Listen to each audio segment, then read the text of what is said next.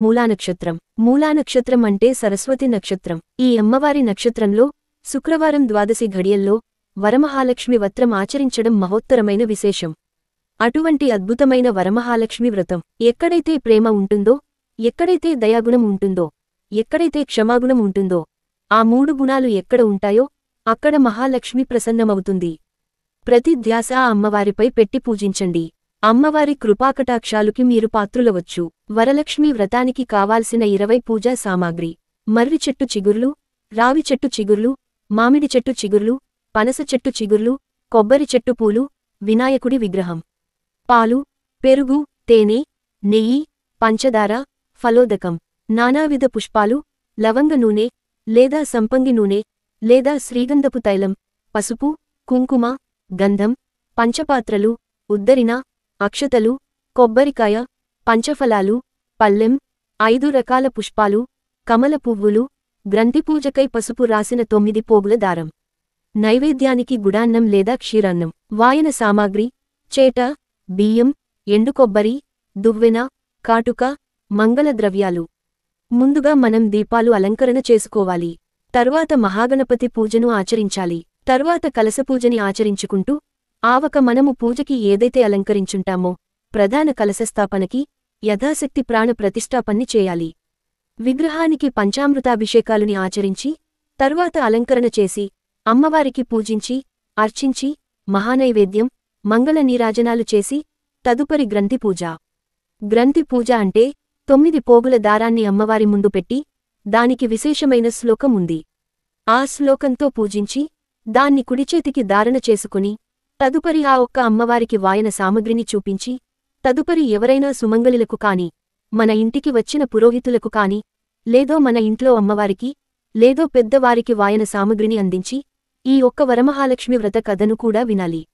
ఈ వ్రత కథని విన్న వారికి, చెప్పిన వారికి కూడా పరిపూర్ణమైన వరమహాలక్ష్మి అనుగ్రహ ప్రాప్తి అవుతుంది అని సాక్షాత్తు పరమేశ్వరుడు పార్వతీదేవికి ఉపదేశించిన ఈ వ్రతమే వరమహాలక్ష్మి వ్రతం.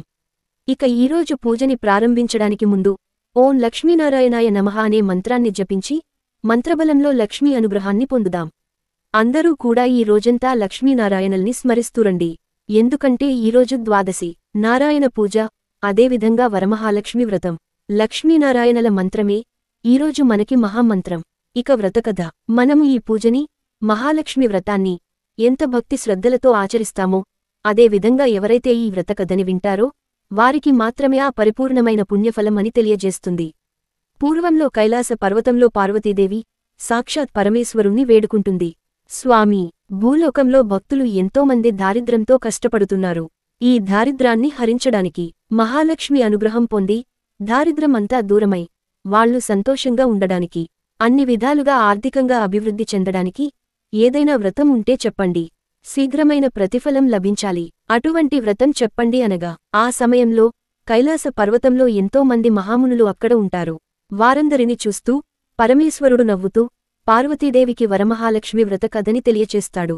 శ్రావణమాసంలో పౌర్ణమికి ముందుగా వచ్చే ఏ ఒక్క శుక్రవారం అయ్యుంటుందో ఆ శుక్రవారం రోజు భక్తి శ్రద్ధలతో వరమహాలక్ష్మి వ్రతాన్ని ఎవరైతే ఆచరిస్తారో ఆ మహాలక్ష్మి సంపూర్ణంగా వాళ్లు కృపాకటాక్షులకు పాత్రులై సమస్త దారిద్ర్యం దూరమై వాళ్లు అన్ని విధాలుగా సంతోషాన్ని మరియు భూలోకంలో సమస్త విధమైన ఆనందాన్ని పొందగలరు అని ఆ ఒక్క పరమేశ్వరుడే పార్వతీదేవికి తెలియచేస్తే ఈ పూజని ఎలా ఆచరించాలి స్వామి అని అడిగినప్పుడు దానికి ఒక కథని తెలియజేస్తారు సాక్షాత్తు పరమేశ్వరుల వారు. పూర్వంలో చారుమతి అనే ఒక మహాగుణవంతురాలు ఉంటుంది. తను ప్రతిరోజు దేవతారాధన, దేవతల పూజ అంతా ఆచరిస్తూ ఉంటుంది. అదే విధానంగా తనకి ఎన్ని కష్టాలొచ్చినా, ఎంత పరీక్షలు ఎదురైనా అత్తామామల్ని ఎంతో ప్రేమగా, ఎంతో పవిత్రమైన భావనతోనే తను ఆ అత్తామామలతో కలిసి సంతోషంగా జీవించడానికి ప్రయత్నిస్తూ ఉంటుంది. మరియు అదే విధంగా జీవిస్తూ ఉంటుంది కూడా. ఒకరోజు తను నిద్రిస్తున్న సమయంలో కలలో అమ్మ చారుమతి, నవ్వు రాబోయే రోజుల్లో శ్రావణమాసంలో పౌర్ణమికి ముందు వచ్చే శుక్రవారం రోజు వరమహాలక్ష్మి వ్రతాన్ని ఆచరించు, నీ కష్టాలన్నీ దూరమైపోయి చాలా సంతోషంగా ఉంటావని సాక్షాత్తు మహాలక్ష్మి తన కలలో వచ్చి తెలియచేయగా దానిని విని నిద్రలో కళ్ళు తీయంగానే బ్రహ్మ ముహూర్తం అయ్యుంటుంది. ఆ బ్రహ్మ ముహూర్తంలో ఆ కల నిజం అవ్వాలి అని సంతోషంగా లేస్తూ మళ్లీ నిద్రించకుండా ఉదయాన్నే స్నానాలని చేసి ఆచరించి ఆ విషయాన్ని ఇంట్లో అత్తామామలకి తెలియజేస్తుంది. మరియు తనతో పాటు ఉన్న స్నేహితులందరికీ చెప్తే ఈ ఒక వ్రతాన్ని మనమందరం కలిసి ఆచరిద్దాము.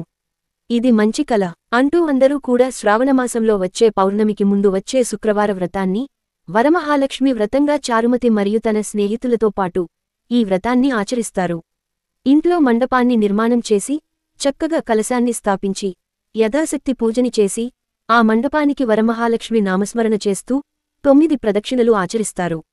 అంటే ఈరోజు ఈ ఒక మండపానికి చక్కగా ఇలా 9 ప్రదక్షిణలు ఎవరైతే ఆచరిస్తారో వారికి పరిపూర్ణమైన ఈ వరమహాలక్ష్మి అనుగ్రహం ఉంటుంది.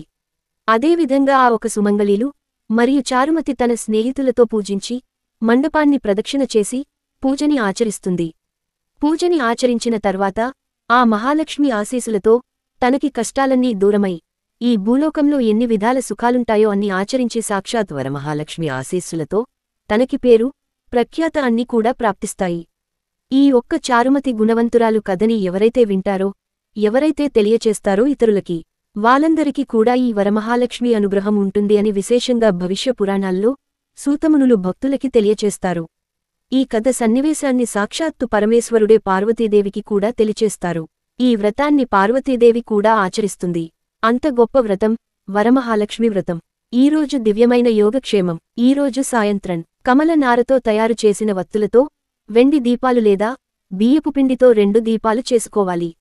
వాటిలోకి నెయ్యి పోసి ఆ నెయ్యిలోకి సంపంగి నూనె కాని లేదు శ్రీగంధపు తైలం కాని కాస్త పోసి ఆ దీపాల్ని లక్ష్మీదేవి ముందు వెలిగించి లక్ష్మీ అష్టకాన్ని 3 సార్లు పారాయణం చేసుకోండి.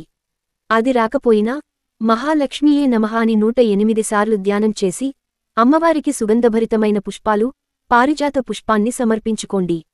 ఇలా చేస్తే లక్ష్మీ అనుగ్రహం మీపై ఉండి సమస్త విధమైన దారిద్ర్యం దూరమై ఇంట్లో లక్ష్మీ ఆకర్షణ పెరుగుతుంది. అంతేకాదు ఈరోజు పురుషులు కనకధారా స్తోత్రం పారాయణ చేసుకుంటే వాళ్లు చేసే వృత్తిలో సమస్త విధమైన అభివృద్ధి కూడా కలుగుతుంది.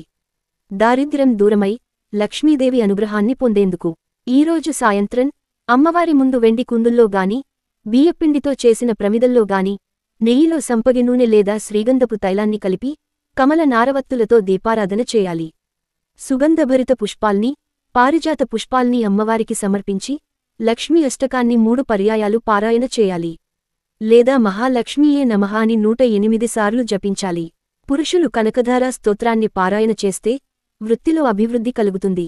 ఇక రేపు ఉదయం శ్రావణ శనివారం కదా, విశేషమైన రోజు. రేపు ఉదయాన్నే మీరందరూ కూడా బియ్యపు పిండితో 2 ప్రమిదలు చేసి వెంకటేశ్వర స్వామి ముందు వెలిగించి వెంకటేశ్వర వజ్రకవచాన్ని పారాయణం చేసుకోవాలి. అనుకూలమైతే రేపు ఉదయాన్నే దగ్గర్లో ఉన్న ఆంజనేయస్వామి దేవాలయాన్ని 9 ప్రదక్షిణలు వేసి వచ్చి తదుపరి వెంకటేశ్వర స్వామి పూజని ఆచరిస్తే మనకి ఎటువంటి అప్పుల బాధ ఉన్నా తగ్గిపోతుంది. మరియు మనము ఏ వృత్తిలో ఉంటామో అందులో పేరు ప్రతిష్ఠ ప్రాప్తిస్తుంది.